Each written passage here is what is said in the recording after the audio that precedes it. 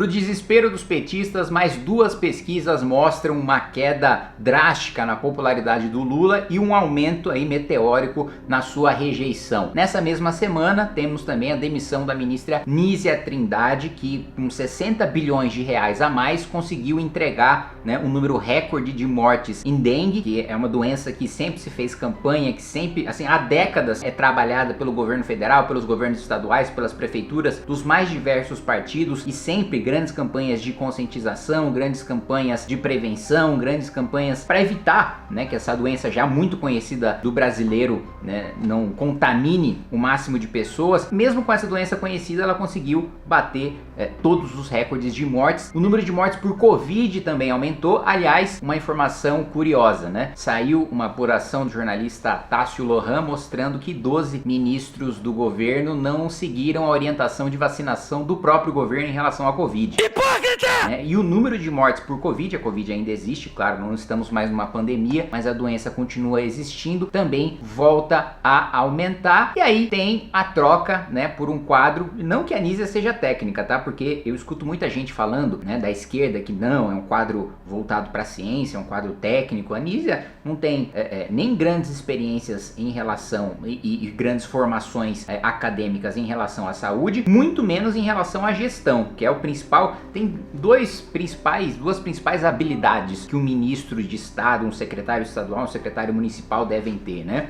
A capacidade, a habilidade política de articular a aprovação dos projetos e das políticas públicas que você precisa levar em frente com o apoio da Câmara de Vereadores, da Assembleia Legislativa ou do Congresso Nacional, e do outro lado, capacidade de gestão naquela área que você está sendo nomeado, né? Não necessariamente você precisa ser um profissional na área, mas você precisa ser bom para gerir, né? Mesmo porque por exemplo, o ministro da Educação, ele não está lá para dar aula, assim como o ministro da Saúde não está lá para atender ninguém, mas ele precisa ter uma grande capacidade de gestão para entender onde investir, quando investir, quais são as políticas públicas, enfim, lidar com os problemas do dia a dia. E esse nunca foi o perfil da Nízia. Aliás, tem vários escândalos da época da Fiocruz que pesam nas suas costas, e agora escândalos de orçamento secreto que também estão aí nas costas da Nízia Trindade. E aí o Lula substitui por quem? Pelo Padilha. Padilha, que era responsável pela articulação política, de repente vai para a saúde. E aí os petistas dizem, não tinha nada de errado com a Nízia, né? Se não tinha nada de errado, por que mandou embora, né? Esse é o primeiro ponto. E o segundo ponto é, que curioso que um cara que tá saindo da articulação política tá assumindo a pasta da saúde. Você sabe qual que é a relação entre articulação política e Ministério da Saúde? A maioria dos recursos, das dezenas de bilhões de reais de emendas parlamentares de orçamento secreto do governo Lula, são pagas na área da saúde. Ou seja, a articulação política também acontece dentro do Ministério, também é tocada dentro do Ministério da Saúde, e é para isso que o Padilha está sendo enviado para lá. Não para a gente ter uma gestão melhor na saúde, mas para atender melhor a base eleitoral dos deputados que votam junto com o Lula. A gente vai falar sobre isso, vamos falar também sobre manifestações do dia 16/3, a intervenção do Bolsonaro, né, em relação a manifestações em São Paulo, e também sobre o tal do Fora Lula só em 2026. Logo depois que você se inscrever no canal, clicar no sininho para receber as notificações, deixa o seu like, compartilha esse vídeo,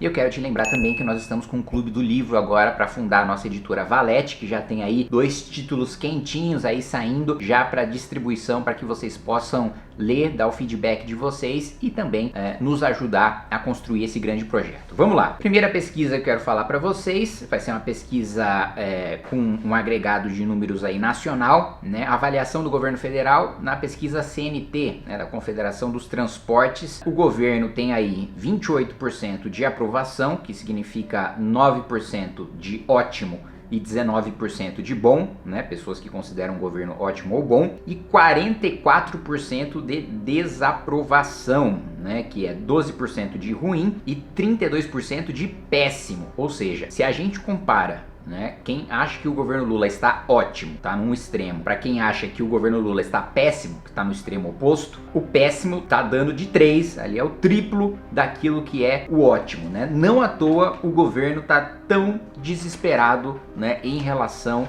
à comunicação né, em substituir o Paulo Pimenta, que já foi mandado para cá, já está inclusive aí no plenário, já estamos encontrando o Paulo Pimenta dando discursos por aí, né, derrotado depois de ter sido demitido pelo Lula do ministério, porque o PT, o Lula e todos atribuem à comunicação o fracasso, né, da popularidade do Lula e o fracasso do governo. Assume o Sidônio, mas assim, o Sidônio já começa com um grande desastre. Não sei se vocês assistiram meu vídeo falando sobre o desembarque da Globo, né, em relação ao governo Lula, mas a estreia do Sidônio, revelada pela própria Globo, é o fracasso do anúncio do Haddad sobre o tal pacote de corte de gastos, que na realidade não cortava coisa nenhuma, e justamente por isso o dólar disparou e ajudou a desancorar, ajudou a aumentar a inflação para esse ano. E aí você teve outra pesquisa, essa aqui preocupou ainda mais o governo, porque mostrou que em estados que são redutos eleitorais do PT, você também teve uma porrada forte na popularidade do Lula, que é a pesquisa Genial Quest, né? Se a gente pega,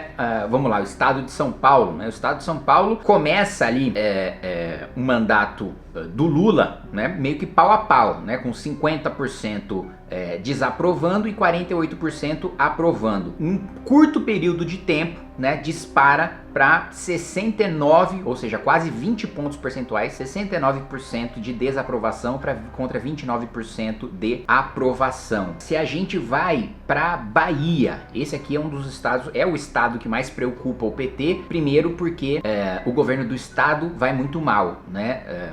O Jerônimo foi eleito governador, Jerônimo era secretário de educação do Rui Costa. Rui Costa não conseguiu encontrar um sucessor que tivesse a mesma popularidade que ele, e aí colocou o Jerônimo, que é um completo desconhecido, e esse é um fenômeno que eu já falei aqui no canal também, das várias vezes que eu estive na Bahia, do fenômeno 1313, né, do cara que, você vai votar em quem para governador? Não sei, eu vou votar no Lula para presidente e no governo do estado eu vou votar 13, então aqui é 1313, e aí quando você vai perguntar para muitas pessoas qual que é o nome do governador, as pessoas não sabem, né, é um negócio meio assustador, né, porque eu votei no 13, eu não sei quem é, mas eu votei no 13, porque o Jerônimo de fato, antes da eleição, era um desconhecido, passou a eleição, continuou desconhecido, agora ele está sendo conhecido por fazer um péssimo governo. Agora as pessoas estão conhecendo ele. E a Bahia tem uma importância estratégica, primeiro porque é um estado gigantesco, um dos estados mais populosos e importantes do país, proporcionalmente também é um dos estados que mais dá vitórias pro PT. E para além disso, né, a capital é um centro de resistência ali, né, é a oposição ao PT, que é o prefeito Bruno Reis, antes era o prefeito ACM Neto, e nas próximas eleições, ACM Neto deve enfrentar, né, o Jerônimo na reeleição. Então, se a popularidade do PT diminuir muito no estado, né, o risco do PT perder a máquina do governo estadual e dar a vitória para o ACM Neto, que faz oposição ao PT na Bahia, é muito grande. E perder uma fortaleza, perder uma cidadela como a Bahia, é um golpe muito duro no PT. Na Bahia, primeiro você tinha ali uma aprovação de 69%, né, de pessoas que consideravam o governo Lula ótimo ou bom, contra uma rejeição de 29%. Aí, meu amigo, de repente tem uma queda brusca na aprovação e uma ascensão da desaprovação. Então, hoje a desaprovação na Bahia, que é um dos principais redutos eleitorais do PT, é de 51% maior, a desaprovação é maior do que a aprovação de 47%. E o que está faltando aí no 100%, se você estivesse se questionando, é aqueles que não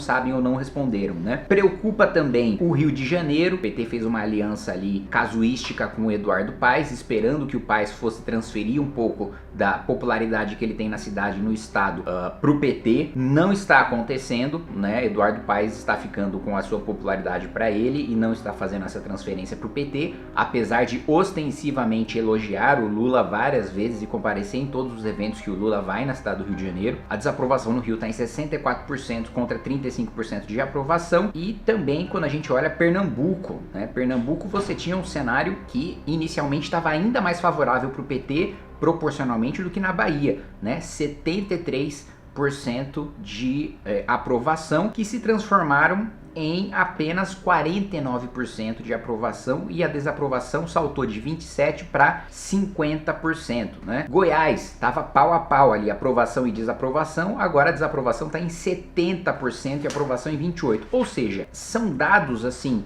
que preocupam muito o governo Lula, porque mostra que assim, praticamente já não sobrou nenhum estado sequer de resistência do PT para essa onda de impopularidade, né? E essa onda enfim, dessa gestão desastrosa que o PT tem feito e que tem prejudicado bastante, né, o plano de poder do PT. E aí, uma coisa que eu tenho defendido aí há mais de ano, né, porque acredito que você já tenha crime de responsabilidade para isso, que a economia já esteja num patamar inaceitável, que você já consiga uma fagulha, né, necessária de mobilização popular para fazer essa derrubada do governo, é o impeachment. E aí, hoje, eu vou ser muito sincero com vocês, tá? Eu sei que muita gente não vai gostar. O que tá atrapalhando o impeachment do Lula? O Bolsonaro. São convocadas manifestações, né, no dia 16/3, pro impeachment, né? E aí o Bolsonaro, primeiro, ele desautoriza, né? Primeiro como se ele fosse dono da rua, né? Primeiro como se ele fosse dono de todos aqueles que são de direita, né? Como se ele fosse dono da direita. Ele vai lá e diz, não é para pedir impeachment,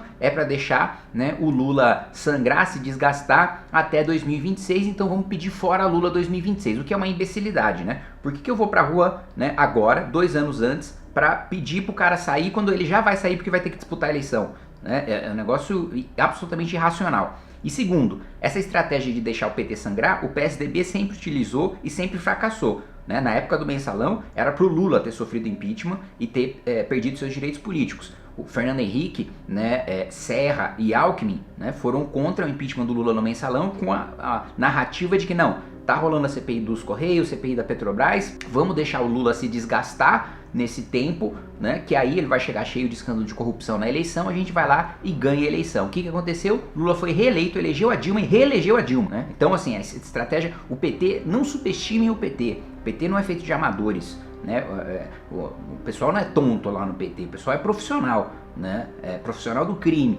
Então essa estratégia de vamos deixar o PT sangrar é um fracasso total. E um outro ponto, né? Bolsonaro ainda tá ligando para líderes de movimentos de direita, como é o caso do Nas Ruas, ligou aí pro Tomé Abduch, e tá pedindo para que os movimentos que estão organizando a manifestação em São Paulo, na Avenida Paulista, não convoquem mais e esteja todo mundo no Rio de Janeiro com ele, né? Ou seja, ele quer transformar tudo num comício para ele, tá pouco se importando se o Lula continua no poder, se o Lula cai do poder. A gente já sabe disso desde a época que ele era presidente, né? Não à toa ele nomeou Cássio Nunes Marques para ministro do Supremo Tribunal Federal e fez o Lula retomar os seus direitos políticos. Não fosse a nomeação do Bolsonaro, não teríamos Lula presidente. Agora, né, Lula continua presidente porque o Bolsonaro quer transformar manifestações que deveriam ser pelo impeachment já agora, imediatamente, em manifestações para defender a própria pele, anistia para si próprio. Ele tá pouco se lixando para as pessoas que ele deixou abandonadas aí na frente dos quartéis ou mesmo no dia 8 de janeiro. Ele tá pouco se lixando para essas pessoas, nunca fez absolutamente nada por nenhuma delas, sendo que todas elas agiram em nome e por influência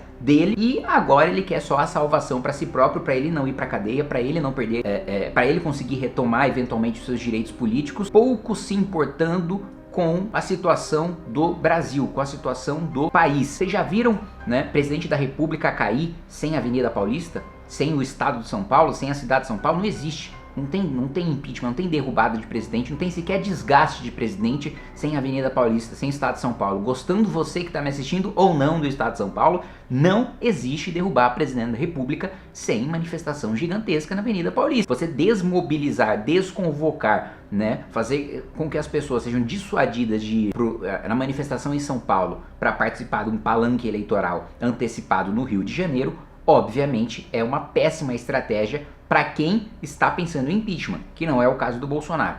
Enfim, infelizmente parece que mesmo com toda essa impopularidade que só vai crescer, porque a economia vai continuar sendo destroçada e vai ser cada vez pior, e eu já fiz vários vídeos mostrando o rumo que a nossa economia está tomando e como isso vai piorar nos próximos 2 anos, infelizmente parece que mesmo com tudo isso, Lula continua no poder, porque o sujeito que se diz aí o líder da direita está mais preocupado em salvar a própria pele e fazer palanque eleitoral do que derrubar o presidente da República.